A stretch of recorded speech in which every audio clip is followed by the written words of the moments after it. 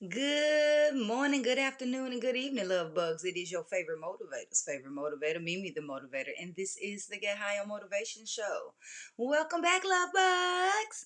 And hey, first timers, go on and hit that like, subscribe, add to the collection, whatever button you have to hit, so that way you know that there is another show waiting for you. I am here every single week with a new episode, with a new issue, with a new solution, with some new food for thought. So let's go ahead and jump right into today's food for thought. And by the way, just in case you're wondering what is the conversation today, like if you do, I want to stick around. And now we're talking about the ego, how to make your ego shut the up. Okay, you fill in the blank. So today our food for thought comes from Jimmy Wells Palmer. It says to go faster with less distraction, go deeper. To go faster with less distraction, go deeper. And that is from Jamia Wells Palmer, better known to you as Mimi the Motivator. So this quote came from a conversation that I had with one of my clients yesterday. And he was telling me how he got over his fear of deep water by teaching himself how to swim. And that as he learned how to swim, he learned that when he would go deeper into the pool, that it was much more quiet down there and that he could get further faster. I'm like, yeah, that's the best part of going deep. To me, when I was a kid growing up in Florida, you were always at a pool and everybody was always swimming at the top. So what you could do is go underneath them and swim right on past them and come out on the other side. I did it all the time. It was a trick that my dad taught me. And I also found that it was easier, and I think I want to say he may have mentioned the same thing, that it was easier to hold your breath longer down there. It's just way more peaceful down there. Quiet. When you are working on something, distraction is going to come all types of ways. It's very easy. You can create your own distractions. Your mind can be a distraction. Your dirty dishes can be a distraction. The people in your life, some of your habits can be a distraction. Relationships definitely can be a distraction. So how do we eliminate the distractions? Well, first and foremost, I don't think eliminating distractions really is a thing, but what you can do is minimize the distraction. So how can you minimize the distraction in your life? How can you go deeper into what it is that you're doing? We're usually distracted because we're not focused enough, being present enough on what we're working on. Whatever it is you're working on, if you're going working on a business, go deeper into that business. Delve deeper into learning the craft.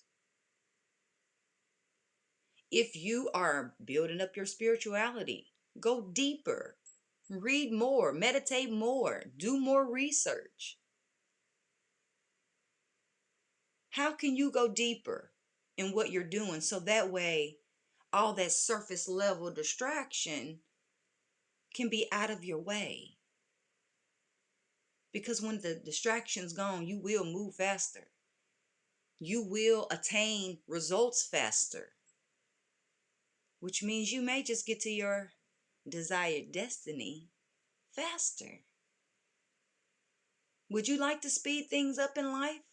Would you like to speed up your manifestations? Would you like to speed up your achievements? Would you like to speed up the money coming into your bank account? Well, it's time for you to get focused, my friend. It's time for us all to really buckle down and get focused on who we are and what we're doing, what we came to do, and to do it full throttle. No holding back, no limitations, and eliminating or dissolving distractions as much as possible. The mental distractions, the physical distractions, like something I have to do in my house. I'm going to just be honest with y'all. I am very easily distracted. So I know that I have to get up very early in the morning before I do anything else. I clean up anything that may be lingering in my house from the day before. So there is nothing that can catch my attention. There's no dishes in the sink. There's no nothing that could be like, oh, I need to clean that up. The other thing that I do is I also plan out my time for house admin because I work from home, and a lot of us work from home now. And sometimes you may find it hard to balance your time and energy when you work from home because there's so many things to distract you. Your children may be distracting you because they're not occupied. You just may be distracted because you have the television on. Turn it off. Or if it's going to be on, allow it to play some healing music, some binaural beats, something of that nature, something that's going to put you in the position that you desire to be in. It's going to put you in the state of mind because everything begins in the mind. So that means we need to get control of our mind first and foremost in the morning. And anytime we find our mind wandering, it is our job to get back on track. It's not anybody else's job. It's nobody else's job. You are your own and best accountability partner. You owe it to yourself to do what you said you were going to do. You owe it to yourself to meet your own deadlines. I know you meet other people's deadlines, but do you meet the own deadlines that you put upon yourself? Are you following through on your word? Are you making the callbacks, the emails? Are you making the plan? Are you following the plan? Do you even have your list of goals of what it is you're really working towards? It's time to dig deeper within ourselves and pull more energy out of ourselves, for what we are working on. We're wasting too much energy out here on other people and on situations that really don't even serve us. Wasting our time on relationships that don't even serve us. What are you feeding, love bug, that is not feeding you back? What are you feeding that is not really in alignment with what you desire? It's not up to anybody else but self. So what can self do today to increase your productivity? What can self do today to go deeper into what it is that you're doing? How can you go deeper so that way you can be away from the distractions? How can you diminish distractions? How can you minimize the distractions in your life? Start doing something about it today. Don't wait till tomorrow. Start doing something immediately. As soon as we finish this show, or maybe even while you're listening, because it's a great show that you can work and move and do things while you're listening. So maybe something you can do is go do something to eliminate some distraction in your life. I'm going to get a little sip of water and we're going to get this conversation started about this ego, because we've got to figure out how to shh our ego, because that ego gets you in trouble. Am I lying? Where have you seen yourself and your ego taking you places that you didn't want to go? I bet you can recognize the ego in other people. Now, I have been in Florida for the past, I guess, 2 weeks or so, and I have been around somebody who has given me a clear reflection of, let me get my ego in check. I was born on a day that they say, according to my stars and planets, that I'm an egotistical person very easily. So I am constantly aware of checking that, making sure that my ego is not standing in between me and what it is that I desire, because ego will. So I learned a few things from this book called Ego is the Enemy by Ryan somebody. You'll find it. I'll put a link in the description in the show notes later. I did not read the full book or anything like that, but I did get what the gist of the book was. Ego is the enemy. So I want to tell you what this guy defined ego as, because it just really hit home for me. He says that ego is an unhealthy belief in your own importance. Yeah, an unhealthy belief in your own importance. Yes, you are important, love bug, but don't make yourself so important that you're important than everybody around you, and that the people around you feel like they have been diminished and they have no importance. Don't be the most important person in the room. How about you comb back, dial back, and be the least in the room?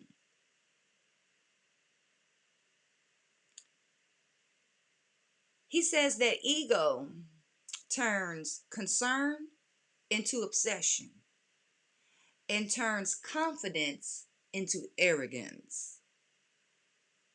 I always felt like Arrogance was just misguided confidence. It's somebody that's almost overly confident. And there's nothing wrong with confidence. We need that confidence. That confidence is what's going to get your bills paid. Because when you are confident in yourself, when you're confident in your product, your service, your organization, other people become confident with you. But when you are overly confident, you will push those people away. And that's what ego will do. I remember reading one time that ego, edging God out. But the way I like to think of it is ego is edging greatness out. Because that ego is not allowing you to even show up as your best self. The ego is the smallest self that exists within you. It's that little 5-year-old self that just needs some attention. That's your ego. Your ego is the disease of me. Team of me. That's ego. So what I really took from the book that I have to share with you all is where the 3 spaces where ego shows up the most. So first is when we are aspiring to do something. Second is when we are succeeding. And third is the worst. It's when we're failing. That's when ego shows up real fast, right at our attention, like, I got your back, boo. You don't need ego to have your back. You need spirit to have your back. Because spirit will have your back, your front, your side, and all that kind of stuff. But what I want to share with you further is some ways that we can diminish our ego. How can we quiet down our ego? Because that's what the conversation is really about. So what I learned from Ego is the Enemy is that there is an equal, a plus, and a minus that can help us out. So the equal is for when we are aspiring to do something and our ego shows up because it wants to be the best at whatever it is. And that's okay to want to be the best, but not at a point where it makes it seem like everybody else is the worst. So that's when you align yourself with someone who is an equal to you. So that way it's the iron sharpening iron situation going on. You both can grow. It forces you to grow. And neither one of you will have time to be trying to be egotistical because that'll slow you down and the other person will get ahead. You want somebody that you can comfortably and healthily compete with. Someone who has the same level as you, same level of skill set, same level of knowledge. They don't know more than you. They don't know less. But they're working with about the same stuff that you're working with. Align yourself with someone like that or a group. There's Facebook groups and all that kind of stuff out there. But align yourself with other people who are working on what you're working on. So if you're trying to transfer your side hustle into your full-time income, you need to get around with other people who are side hustlers trying to go full-time entrepreneur. If you're an entrepreneur that is wanting to go from the E quadrant to the S quadrant, small business owner, hang around some people who are small business owners who are no longer involved in their business. If you want to have healthy relationships, hang out with people who have healthy relationships. Don't go hanging out with your friends who got those old messed up, jacked up relationships and think that it's not going to affect your relationship at home. Let's surround ourselves with people who are doing what we're doing because iron sharpens iron and it'll keep you motivated. It'll push. Y'all will push each other to keep going. So soon as you feel like, oh, I'm not feeling like it, your partner will be like, come on, we got this. We can do this. Let's keep going. So when we are succeeding, we need a plus in our life. Somebody who is bigger and better than us. Someone who can make us feel a little humble because humility is everything. Humility will keep you balanced out.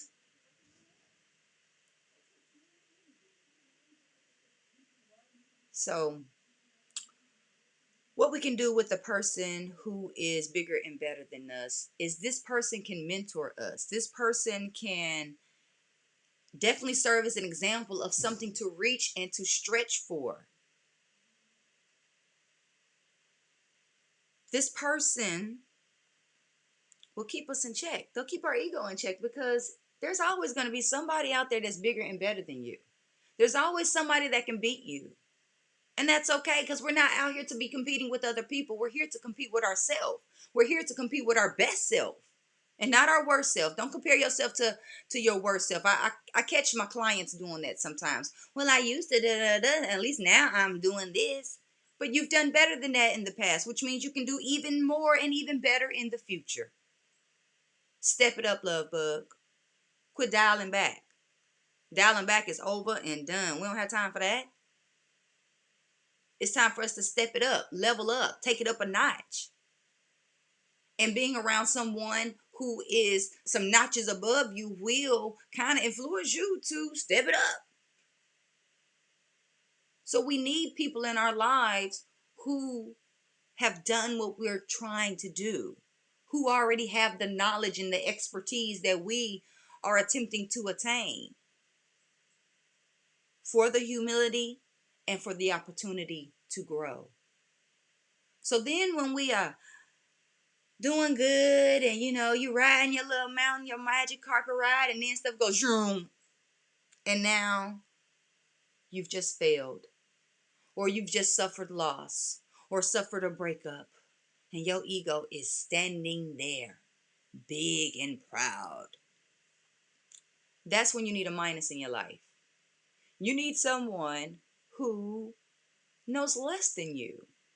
That gives you an opportunity to teach, because then you have to look at your own situation, your own experiences objectively, so you can figure out what is the lesson that I learned so I can teach this person.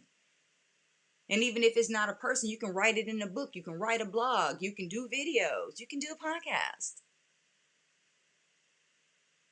And while I'm thinking about this plus, minus, and equal, something else I really want to mention about the plus is if you can't find people that you can go around that can make you feel a little smaller, go somewhere where everything is big. Go to a mountain. A mountain is huge. You're so small in comparison to a mountain. If you go to a beach, you'll figure out how small you are in comparison to this big, vast amount of water. We're like this big. We're like a little speck in the world. We're a little speck. You can't even see us from a telescope, really. We're that small. We're that small in this world. We're like one pebble of sand on the beach. So if you ever need to check your ego, go find some big, vast, open place so you can remember how little you really are. Now back to my minus when we're failing. We need to have somebody that we can mentor. We need to have a way that we can, like I said, objectively look at ourselves and reflect. Because every experience, like we mentioned last week, is not happening to you, it's happening for you. And not only is it happening for you, it's happening for the people in your life. I feel like these crazy experiences that I have sometimes in between these shows equip me to have these conversations with you. I've been through all kind of hell and hot water in my life, and I am appreciative of it all, because I don't think there's anybody that I cannot relate to. Whatever has happened to you, please believe it has probably happened to me. There is only a few things that I know of that have not happened to me that have happened to a lot of people. And not everyone, but at least a group of individuals. We need our experiences. We need all of our yesterdays. And we need to not necessarily, we don't have to be proud of our skeletons in our closet, but we do need to own them. Because owning the good, the bad, the ugly of ourselves, the good, the bad, and ugly of our past can strengthen us if we can look at them objectively and see what was the lesson for me. What's going on in your life right now that is trying to teach you a lesson? So that way, when you get to the next level, you are prepared. In this minus column is where we stop complaining. You can't complain to someone who has less than you, who's doing less than you, because then it's like a smack in their face. I think we all just need to work on complaining less anyway. I was thinking about renaming June and making June a month of no complaining and just call it You Know Good. Because I think of back in the day, people always say, what you know good? We need to know some good stuff and only talk about what the good stuff is and share more of our good experiences. We share so many bad experiences with people, and we have some good things in our life to celebrate, but we don't mention those things. We mention when we broke. We mention when we're heartbroken. We mention everything that's happening to us. We don't even mention what we are doing to other people and how we are impacting other situations. How about we have some honest time with people about how we may be creating negative ripples in the world? Because I don't think any of us are just out there just splashing good juju gravy on everybody. You might be out there in the public world spreading good juju, but then when you go home, you spread bad juju to your spouse or to your children, to your roommate or whoever lives at home with you. Or quite the opposite. You're good when you're at home, and then you go to work and you mean and argumentative with the folks at work. We really got to get our ego in check, because the ego is the distraction that's really keeping us from what we desire. So another way that you can defend yourself from the ego is with action. When you are concerned and focused on action, you don't have time to worry about how you feel, about how somebody might feel about you or be looking at you or thinking about you. Because that's what's really going on. Ego is like thinking for other people.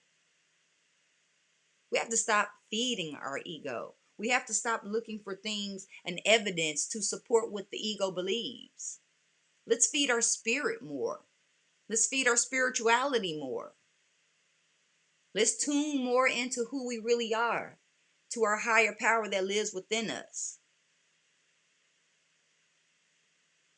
I believe tuning more into that and spending more time with spirit, less time with ego, the ego is just going to start slowly falling away.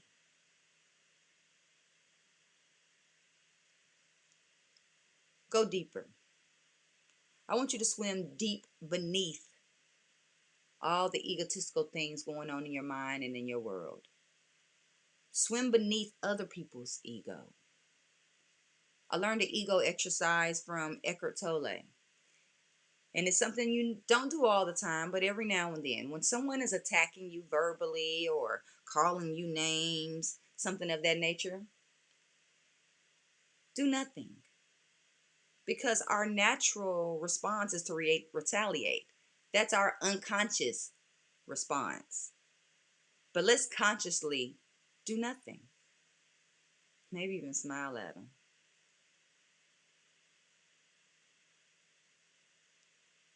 We can do this. We can do this, love bug. I think we can keep our ego a little quieter. We might not be able to make it shut completely up, but let's try to zip those ego lips and lock the key and throw it away so the ego got to go search for it. I so love y'all being here with me today, and I love this conversation. But we have to answer someone's question. So have you sent your question in yet? That's what I want to know. Have you sent your question in yet? Do you know where to send your questions? You can send them at mimileut.com. That's 2 I's, not 2 E's. You can send it to me on Instagram. Or you can just drop it in a chat box wherever you are watching this video, and we will get your question answered. I don't know everything, but a smart person doesn't have to know all the answers, but they just need to know where to find them. And I'm a very resourceful person, so you ask the question and I will get it answered. Send your questions in.